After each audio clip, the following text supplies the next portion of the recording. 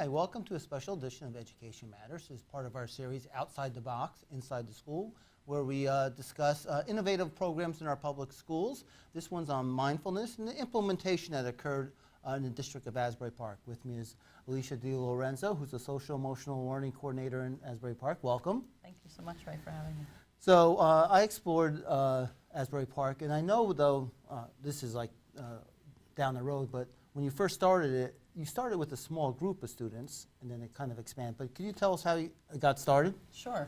So we looked at our data in the 2015-2016 school year and recognized that our discipline was where we needed to focus on our discipline. And when we reviewed that data, we had 25 students that were the cause of the bulk of those discipline infractions.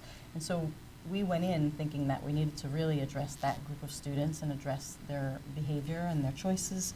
And we did that. We did that with a 45-minute session, 2 days a week, where the students came in and they learned the social emotional learning competencies through mindfulness, yoga, and some breath work.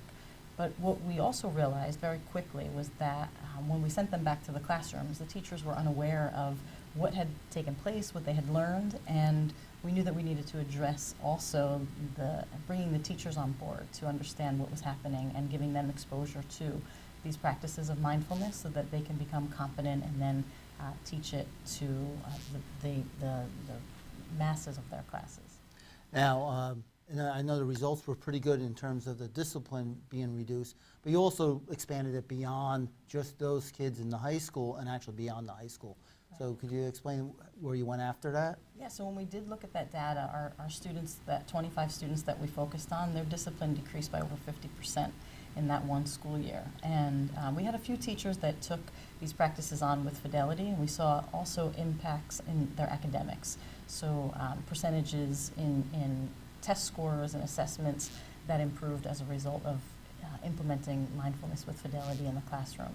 And so when we realized that there was this impact on behavior and on academics, we expanded to a district-wide initiative from our pre-K all the way up through our 12th graders. And we tier our approach. So we look at our data and we decide who needs what intervention. So our tier 1 approach is something that all students will get. We have Conscious Youth Development Services as a contracted provider in our district, and they will provide at that tier 1 level. They'll provide classroom lessons for teachers to be exposed to how to implement mindfulness, but then also expose all of our students to the practices. So this is something for everybody at the tier 1. At our tier 2 intervention, we have something called mindful moments. So if students at the high school level, say, are dysregulated or starting to feel anxious or starting to feel frustrated, they can take a 15-minute break from where they are in the classroom and go through a process of reflecting and then practicing the mindfulness skills and then going back and returning to class. And that goes all the way through our elementary and middle school, except that at our elementary and middle schools, they don't self-refer themselves, right? Their teachers might notice this is happening, and before it happens, the teachers will refer them out. And that is what I saw when I toured. You had the one student come in and talk to his mindfulness instructor, and I was very impressed that the student became very self-reflective as to the actions he took that got him into some trouble. Right. Yeah, because what we learned was that, sending a student that is dysregulated or has an outburst or is, not ready to learn in the moment to an ISS or a place where they're just going to be more punitively address the behavior, that if we work through what's happening for the student and why they're dysregulated or why they're struggling with getting their brains on task for learning, that we can get them back more quickly into the learning environment. And some of the teachers, I guess, because I did also observe in the high school, and I was both at elementary and the high school, where they bring the students and they do a mindfulness exercise as part of their regular classroom. Yeah.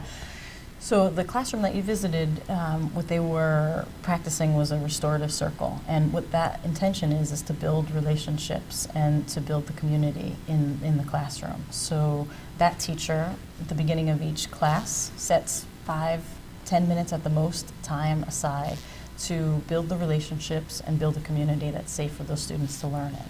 Because what we know about students who've experienced trauma, and this is trauma across all cultures and all socioeconomic groups, is that when you're experiencing trauma and you're in that fight or flight in your brain, you can't take in new learning. So it's really important to set the scene for safety and an environment where connections are built so that students can be ready to learn. And I was struck by when we kind of have a conversation with some of the students. They said for the first time they kind of know their their fellow classmates. Right. They don't really know all their classmates. I think we sometimes assume they know everything about all their classmates, and so they felt a little bit more comfortable Right. just having that one little thing. Yeah, and I think one of the students said, when we asked what the impact was, they felt cared for. You know, they felt connected to the people in the room. And the teacher. And the teacher, right, That- for setting up that environment. Yes, I was struck by that. Just one last thing. I was also struck by your mindfulness instructors. They were really in tune with the students and the staff, because they also do professional development for the teachers. I guess it's vitally important to have a really good mindfulness instructor. It's vitally important to have a mindfulness practice of your own if you're going to expect students to be competent in this. So what you saw in Rodney and Michael from Conscious Youth Development is that their own practice coming through, you know, their ability to be patient and not take things personally when students are misbehaving. It's not about them, and they know that.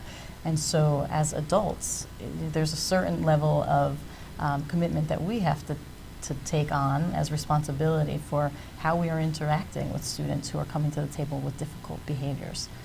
Yeah, so that's what you witnessed. Okay, thank you. I'd like to thank Alisha DeLorenzo for joining me on this special edition of Education Matters. I hope you enjoyed it.